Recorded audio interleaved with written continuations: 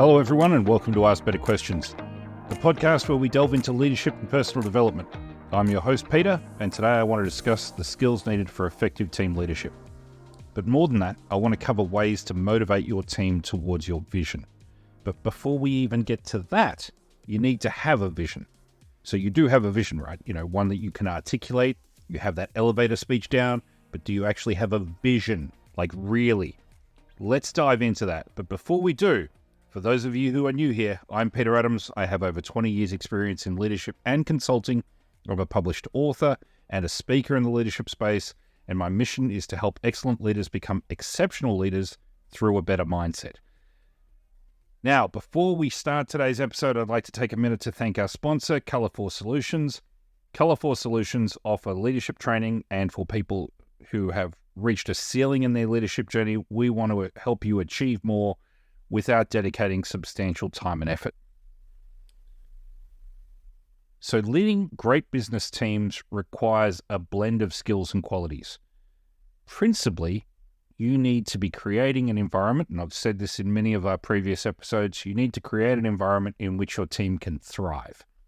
In order to do that, you must have a shared vision. You've all got to be pulling towards the same goals. Do you have said vision? Now, it's an entire other episode to actually delve into how to set a vision. But in terms of if you cannot articulate your vision, you are going to struggle in any leadership role if you can't articulate what the vision is. If you don't have one, you're not in a leadership role. You're in some sort of management, maintain the status quo role. And your vision is typically set by someone else, which means that you are not in a leadership position. You're in a management position. So the first, foremost, and absolute must-have is vision and communication. Those are two skills you've got to have. And I say skills even though vision is something that you don't necessarily have to be skilled to have, but you need to have it in order to have skills. So it's very odd, but communication is fairly self-explanatory. If you can't communicate that vision, so vision and communication I view as one skill set. If you can't communicate that adequately, you will be a poor leader. Great leaders articulate compelling visions that, excite the team, motivate people, both internal and external stakeholders, to really engage. It should be ambitious. If people aren't doubting whether you can do this, you haven't thought big enough. It's got to be achievable. It's got to provide a clear direction for everyone's efforts. And a lot of things that people call impossible are simply that until someone goes and does them. I like to tell people that impossible doesn't exist. Highly improbable, absolutely, but not impossible. So in terms of that, it just reframes things it may be improbable, but it's not impossible. Now, effective communication for great leaders means that they clearly and concisely communicate this vision. It's the first thing they do every morning is recenter on their directed vision, goals, expectations of not just the team, but also themselves and the business as a whole. In order to communicate effectively, you have to be an active listener. And as much as people harp on about this and write books and books about how to be an active listener, you have to show genuine interest in order to be an active listener. You have to be genuinely interested. You cannot be an active listener if you're not genuinely interested. Effectively, being genuinely interested and focused will make you an active listener. If you do those two things, I've saved you hundreds of dollars on books. Now, working from further on from that, building strong teams and teamwork and collaboration. In order to get the skills required to be a good team builder, you should be or have been part of really strong, great teams. I could dive into this. It's beyond the scope of today's episode, but how you create great teamwork and collaboration, in a nutshell, effectively delegate tasks, foster that collaborative environment where the team feel comfortable sharing the ideas and supporting each other, working towards that vision. You need to be comfortable, like I said earlier, delegating tasks, identifying within the team and within the wider organization individual strengths, and assigning projects and tasks accordingly. You have to empower your team to be able to take ownership and make decisions. I have found in recent years, responsibility and accountability are things that people try to avoid at all costs. Now, this is not a new thing, but this is something that large organizations are removing from their values, and they're doing that in such a way that it is having a detrimental effect on the long-term viability and, in fact, short-term ability of organizations to achieve their objectives. You do need to have responsibility and accountability at the core of your values, not necessarily the corporate values, although that sure helps. But in terms of responsibility and accountability, if you delegate tasks or tasks are delegated to you, there must be responsibility and accountability delegated with tasks. You can't say, hey, I really want you to take care of this, but then you're not responsible for it, or you're not given enough power to deal with it, or you're not given the ultimate responsibility for it, which means somebody else can come in over you and say, no, that's not how we're doing it this way instead. At which point, you're not really responsible for it, but you've told them that you're responsible for it. I've worked at many companies that claim to have team leaders or managers or leaders of any stripe and color, and yet they have no objective responsibility or accountability. Their accountability is, hey, we want you to lift these numbers, but you have no agency to do that. So we want you in this role here to basically be the fall guy if this group here don't achieve this goal. And you see it in call centers where team leaders are appointed on a temporary basis. Their team don't report through to them. They report through to somebody else, but this is the team leader who steps up and does all of the meetings and the like with them. However, they don't have the agency to actually affect the change that needs to happen in that team in order for them to achieve the goals as stated. And yet, here we are going, this is their team leader, and this is the person who's ultimately responsible for their outcomes. Well, at which point then give them that as a permanent role. It's very difficult to achieve stated outcomes in temporary roles. Not impossible, again, highly improbable. Motivation and inspiration. Again, a skill that is fairly straightforward. Great leaders inspire, they motivate, and you motivate and inspire so that your members can reach their full potential. You motivate and inspire so that you create the environment where your team can thrive and be at their best. You create a positive and encouraging work environment where people feel valued and appreciated, and that's how you get the best out of people. Now, that said, creating a positive and encouraging work environment where people feel valued and appreciated, it's different to then say, creating a positive environment where people feel valued and appreciated regardless of what they achieve. No, it's got to be achievement linked. There's no point to giving everyone a participation medal to say you're valued and appreciated unless there is a corresponding you're valued and appreciated because you've shown up and you've led the sales board for the last 5 days. Fantastic work. Like, you must link it to something of value, or otherwise it's meaningless. Otherwise it's a participation medal for showing up. Hey, you three guys here, you've not made a single sale in the last 4 weeks, but here's a participation medal because we value you and we think you're important and we would like to appreciate you. It's like, what are you being appreciated for there? They can tell, like, they've spent their entire lives getting participation trophies.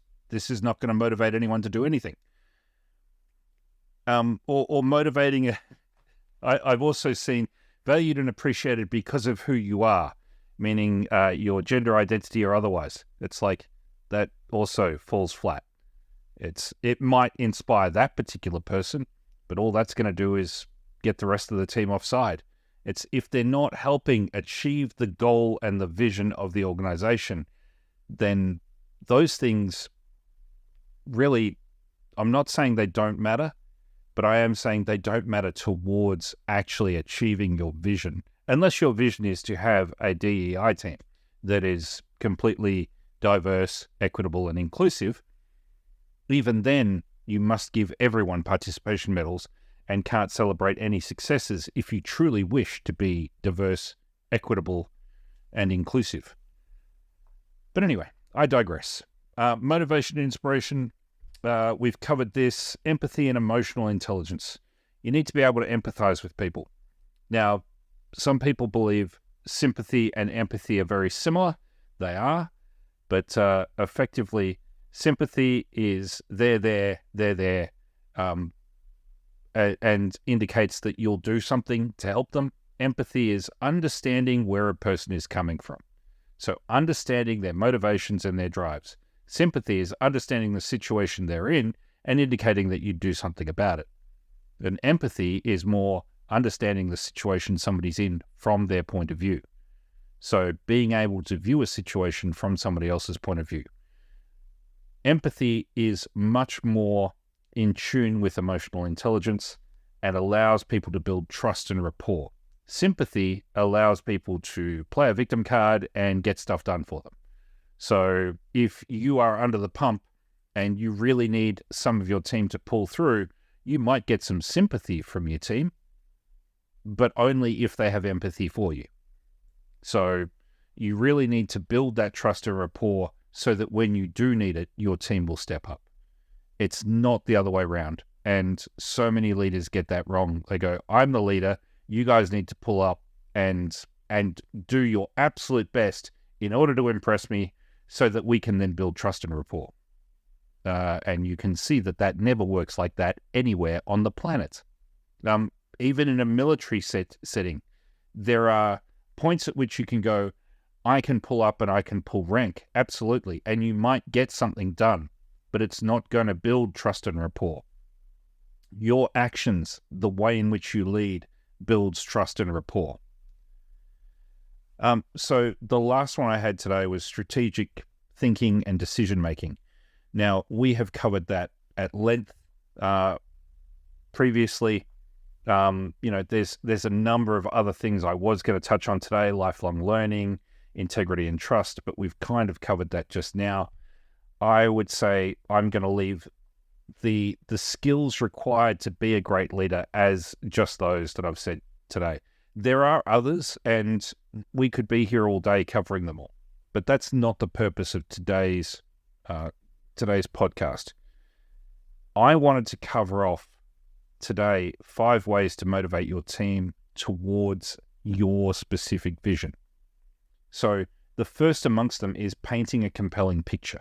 Why is it that your team should be passionate about your vision for the future? Why is it that they should want to be part of your team as opposed to someone else's team? And in a lot of organizations, people are shuffled every 3 to 6 months. So they have a new manager every 3 to 6 months. I've been at organizations where I've had 4 managers inside of a year. I've had colleagues that have had 7. So I'm in a team with somebody else who's had 7 managers and it's September. And it's like, wow.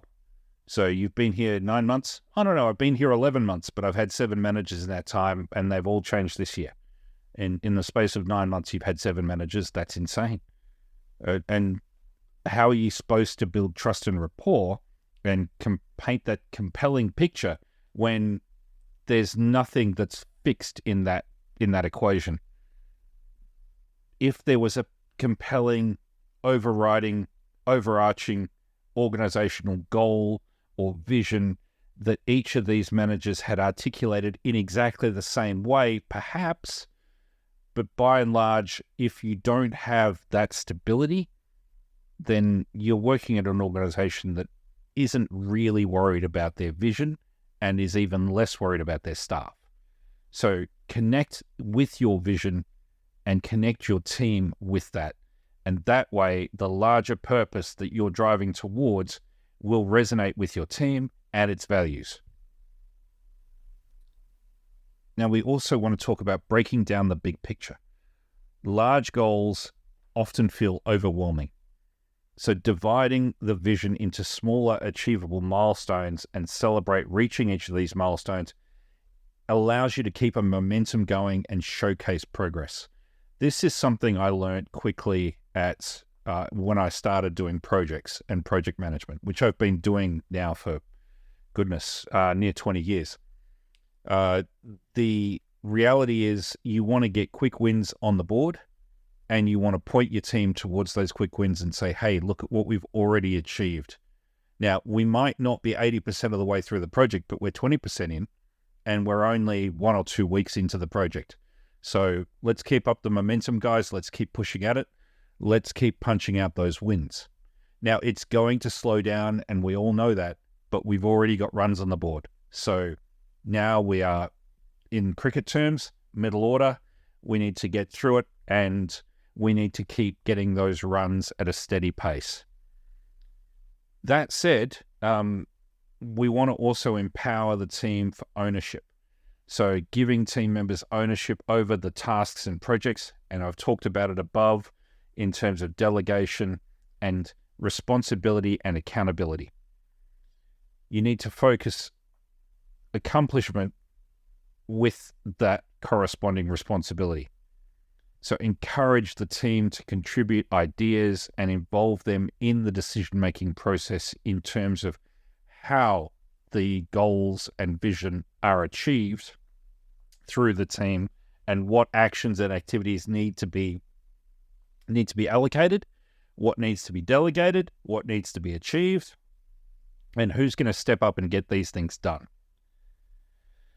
Now, here is a dangerous one. Recognition and reward. Acknowledging and appreciating your team's efforts.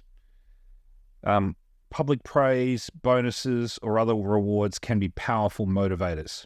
Now, tailoring the recognition of goals and vision to individual preferences and making sure that you achieve all of those, or that you praise all of the things that have helped you get to a certain point, and be seen publicly to praise those employees that have helped you achieve those things.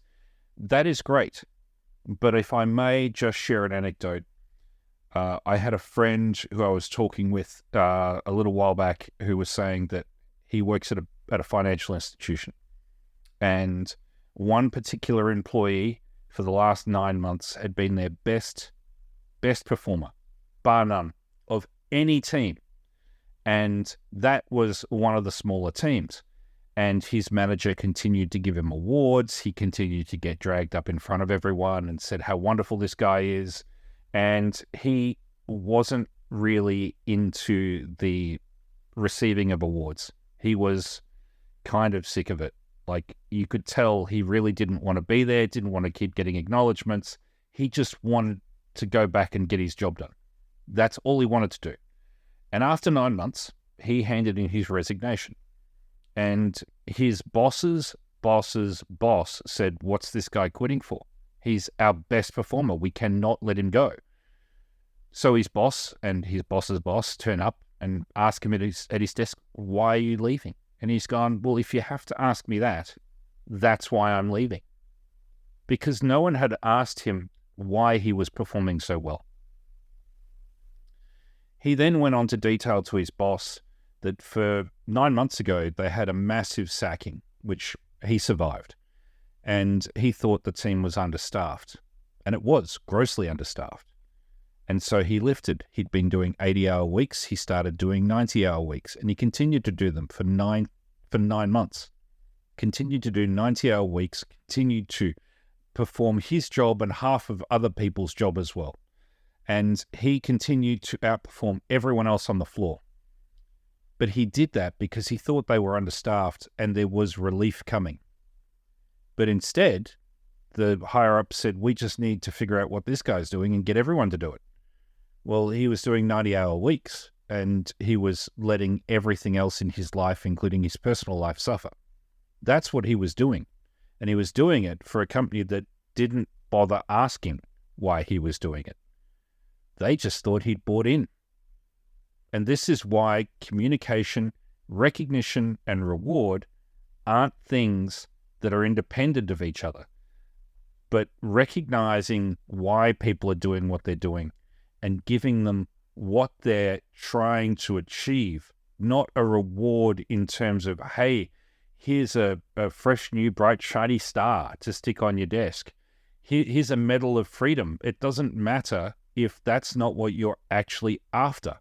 What you really want is for the senior management team to recognize that this team here needs more resources, needs more people, needs more bums on seats. Okay, great.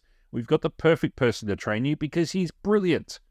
All right. And that's what he was waiting for. And nothing came. And he saw it on the wall and he just went, that's it. I'm leaving. You can't keep me here. Everyone knows I'm great. And the competitors also know I'm great. But that's not why I am doing this. I'm doing this because I am trying to keep this team together because it's awesome.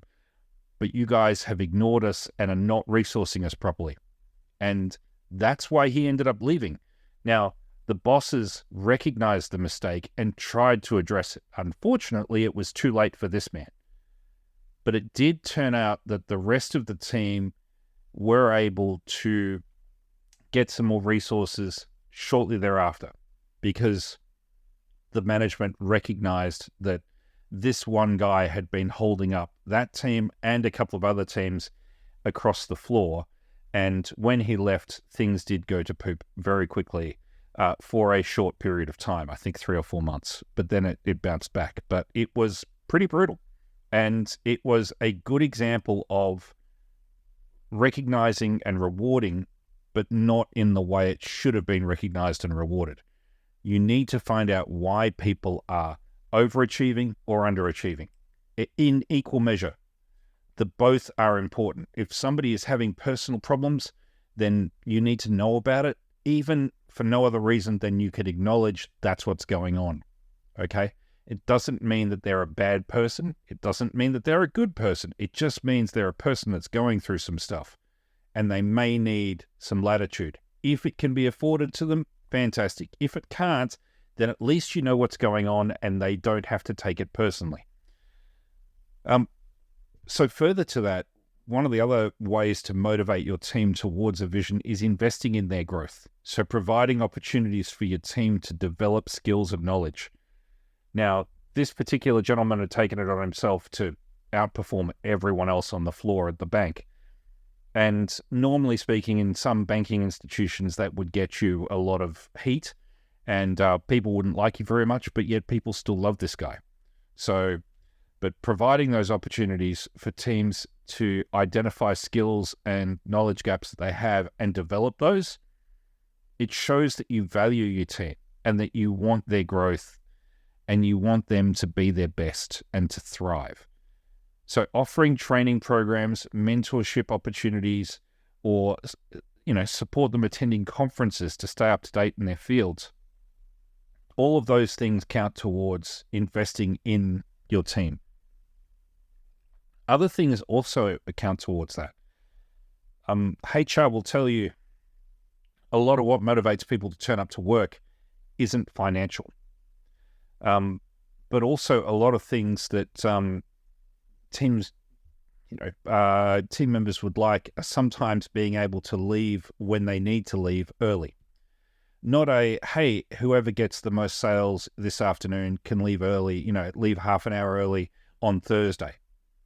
No, they might need to leave early on Wednesday, or they might need to leave early on Friday, or they might need to show up late on Friday or on Monday. But not giving the employee the chance to use that time in lieu when they really need it is kind of not really much of an incentive. Yay, I get to show up late. So it's like, for somebody who is driven, who wants to be at work, that's not an incentive. But for somebody who wants to be at work but needs the latitude to be able to go, hey, maybe I don't need it.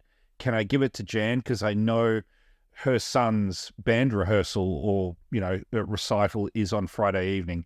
So she'd love to leave half an hour early on Friday. And I'd love to give her that opportunity. It's a team growth and bonding moment. If whoever wins it can then pass it through to another team member who can compellingly say, I need this time. Can I please have the time? Some people want it, some people don't. And it can actually really bring a team together when you realize, hey, this person has just pulled an extra 10 hours this week so that somebody else doesn't have to. And that can mean all the difference when you're making your team, when you're making your culture and building it from naught to hero.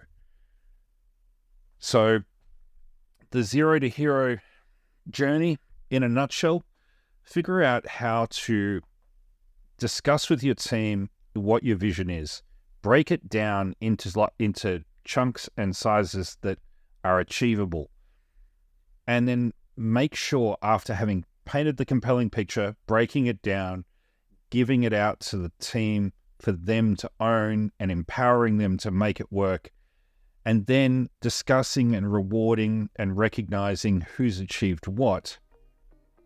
Those are the skills that you need to get it done, but then to keep getting it done, it's investing in that growth at the end.